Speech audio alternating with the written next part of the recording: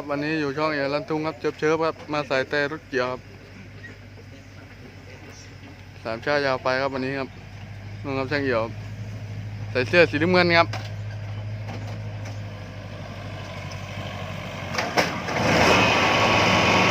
ครับมองแปลครับเดี๋ยวขับเองครับโอ้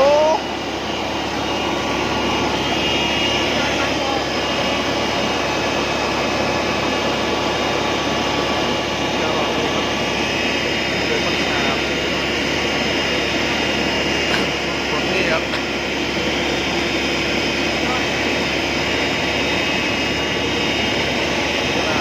ช่วยกันเดินบ้าง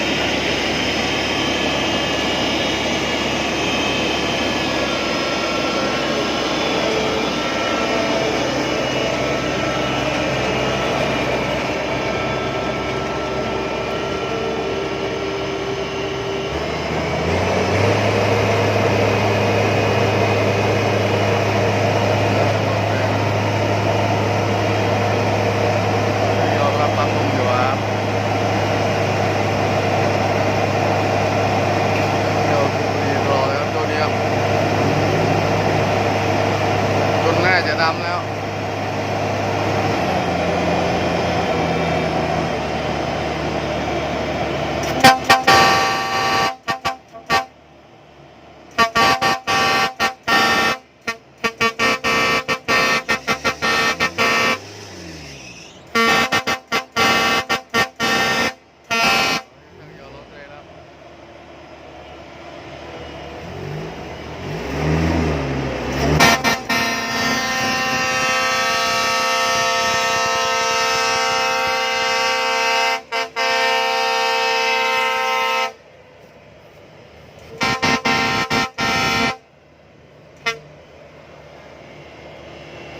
ไปครับจัดไปเจิบก็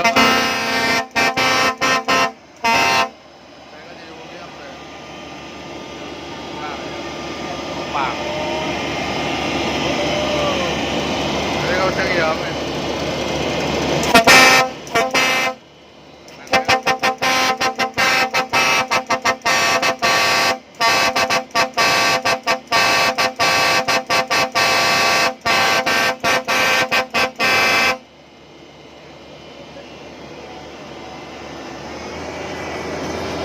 ต้องเลยคันหนึ่งแล้วนะครับนำมา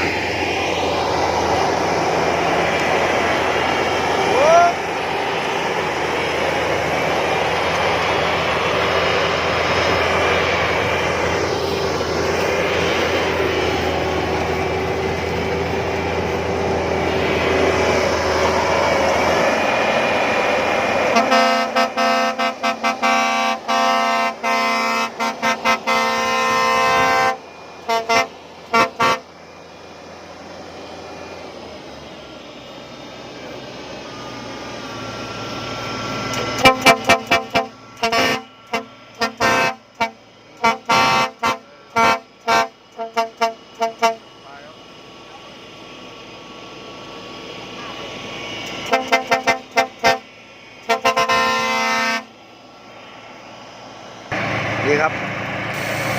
คันนี้เสร็จเรียบร้อยเตรียมแล้ว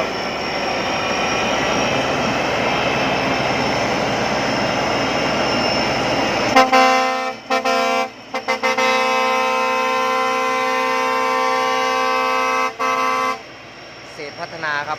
คันนี้ครับใช้แต่บ้านโป่งครับนี่ครับไปแล้วไปเกี่ยวข้าวกันต่อไปก็จะมาโมคันนี้กันต่อนะครับคันนี้เป็นไม่รู้ว่าเป็นแต่ของยี่ห้ออะไรนะครับเดี๋ยวต้องรอดูครับกำลังถ่ายข้าวออกจากอุ้มครับ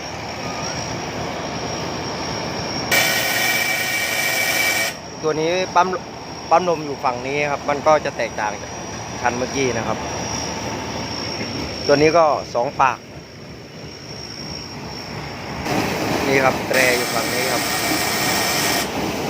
แล้วก็หลังจากเอาข้าวเทเสร็จนะครับเดี๋ยวเราจะโมตัวนี้ดูนะครับ ก็โมเตใหม่ครับคันนี้ครับโดยช่างเกี่ยวลำตุ้งครับโมเตใหม่ครับแต่ก็จะอยู่ตรงนี้ครับ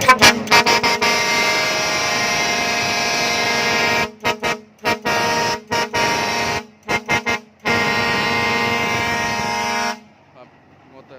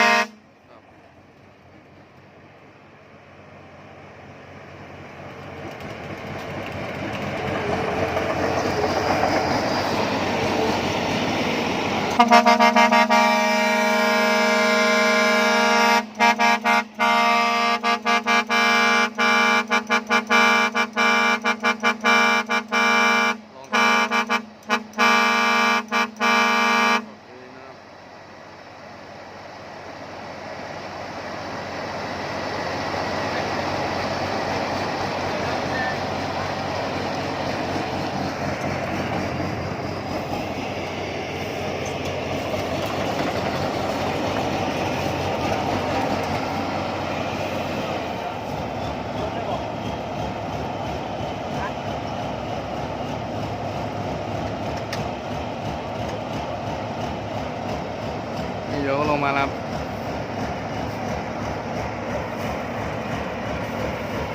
โอเคครับเสร็จเรียบร้อยครับตัวนี้เป็นแตรของซันนี่นะครับเสียงคันนี้ก็ติชมกันได้ครับเมื่อคันนู้นเป็นแตรของมาดโป่งนะครับแต่คันนี้เป็นของซันนี่นะครับก็เสียงเป็นยังไงก็ติชมกันได้นะครับโอเคครับสำหรับคลิปนี้ก็ยังไงก็อย่าลืมฝากกดติดตามช่องเอี่ยวลำทุ่งกันด้วยครับสำหรับคลิปนี้ก็ขอกล่าวคำว่าสวัสดีครับ